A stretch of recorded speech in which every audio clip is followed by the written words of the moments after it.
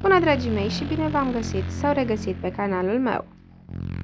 Pentru episodul de astăzi din maratonul de Halloween, vom face astăzi împreună aceste bile de orez decorate ca și dovlecii de Halloween.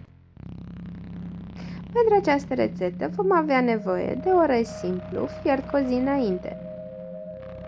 Eu am folosit orez și mi-a rămas de ziua anterioară când am făcut orez.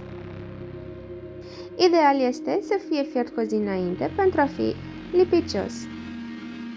După ce l-am adăugat într-un bol de sticlă mai mare, cu ajutorul furculiței l-am zdrobit ușor.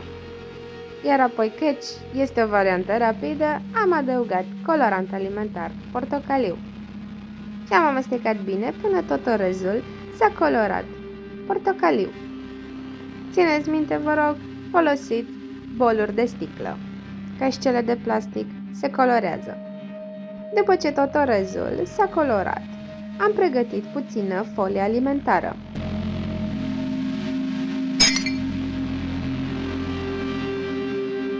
Am adăugat puțin orez în folia alimentară,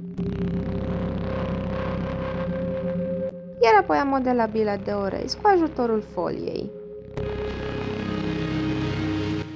Iar la final am răsucit cât mai strâns posibil excesul de folie. Iar așa am reușit să creez și acele dungi specifice dovleacului. Acestea se păstrează 10-15 minute la frigider, până când putem trece la etapa următoare.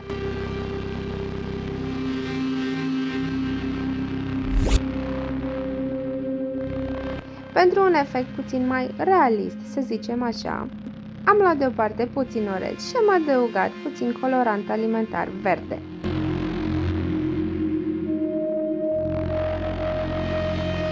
Și am continuat cu aceeași metodă,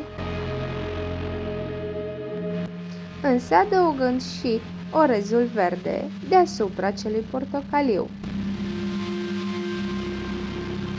pentru a imita acei dovleci care sunt încă puțin verzi deasupra. În timp ce orezul s-a răcorit la frigider, am pregătit o tulpină de țelină pe care am tăiat-o fâșii, iar mai apoi bucățele.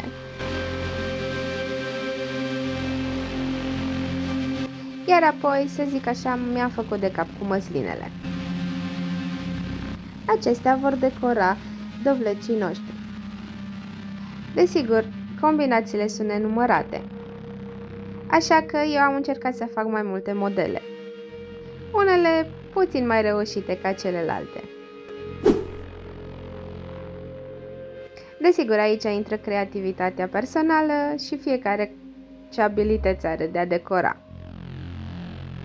Așa că nu vă plictisesc prea mult cu detaliile, și hai să trecem la partea haioasă.